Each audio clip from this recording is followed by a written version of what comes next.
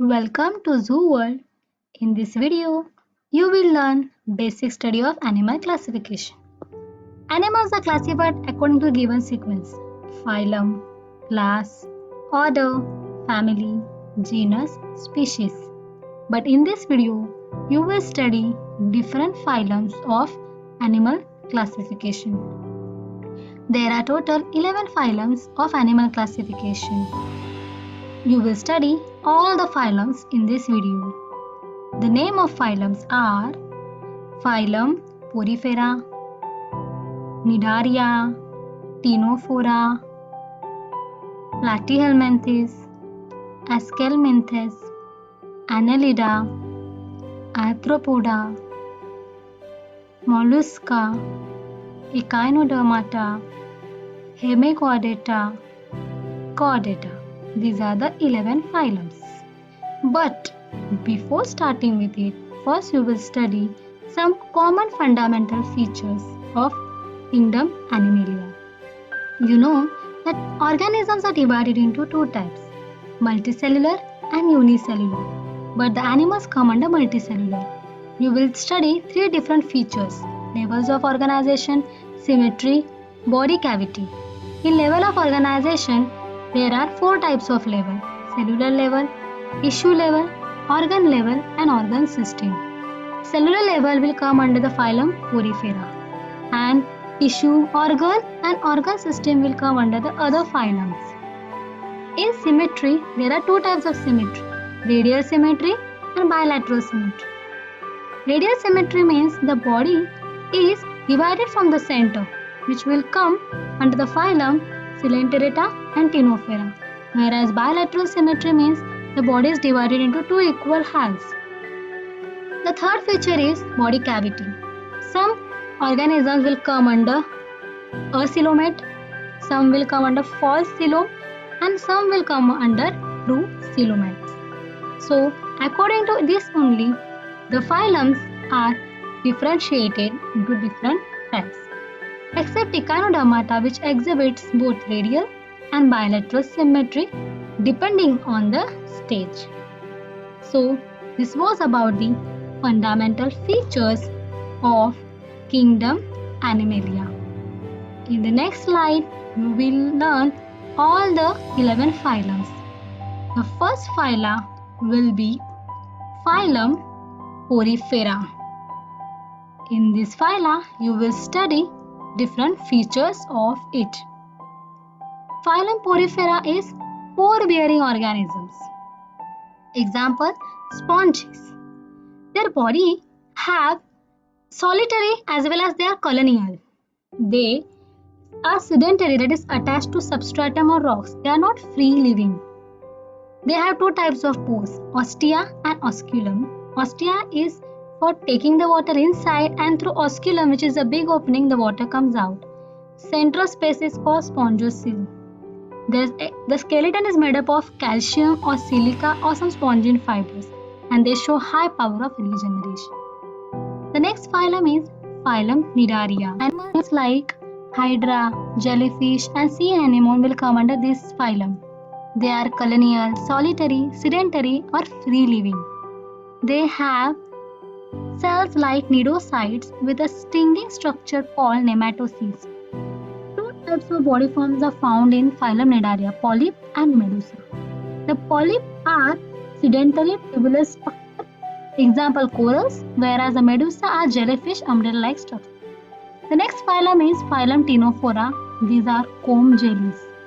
They have a spherical body with cilia, which you can see in the diagram, and they exhibit bioluminescence, that is light inside their body. The next phylum is phylum Platyhelminthes, flatworms. Platy means flatworms. Most of them are endoparasites, that is, they attack the host inside the body. Body is leaf-like or ribbon-like. In liver fluke and tapeworm, you can see the examples of it. Unsegmented and dorso-ventrally flattened. These are flatworms. So they are mostly hermaphrodite, that is, both male and female in one organism. The next phylum is phylum Aschelminthes. They are called roundworms. Mostly Parasitic, living in the fluids of host. Body is long, thread-like and covered by tough cuticle which you can see in the image. The example is Ascaris is narrower, means male Ascaris is narrower than female. Example are Wuchereria and Dracunculus. The diagram in the right is Wuchereria. The next phylum is phylum Annelida. They refer to as ringworms. You can see the image of earthworm and leech. Body is metamerically segmented. It is segmented from both inner and outer side. They are mostly burrowing and they occur in moist soil. Locomotion is through setae, parapodia and to suckers, and the leech is mostly used for treatment. The next phylum is phylum Arthropoda. Arthropoda means joint appendages. This is the largest and most successful phylum. Most of the organisms are omnipresent, that is present everywhere. Body of arthropods are divided into head, thorax and abdomen. Some arthropods are edible like lobsters, prawn, crab, etc. And some have economic importance like we get honey from honeybees. The legs of arthropod are used for crawling, creeping, walking and the wings for flying. Our next phylum is phylum Mollusca. Soft-bodied organisms. Mollusk means soft. The body is divided into head, foot and visceral mass. Visceral mass is enclosed in the muscular fold of the body which is called mantle. And this mantle secretes a hard calcareous shell. As these organisms are soft-bodied, they need shell to protect their body. The shell may be external, internal or it may be absent also. The buccal cavity has a rasping organ called radula through which they eat their food. The next phylum is phylum Echinodermata. Spiny skinned animals. Echino spines, dermata skin. They are exclusively marine, solitary and benthoic. Benthoic means they are found deep inside the sea. They are spherically elongated shape. Body is covered with spiny exoskeleton made up of ossicles. They are star-shaped.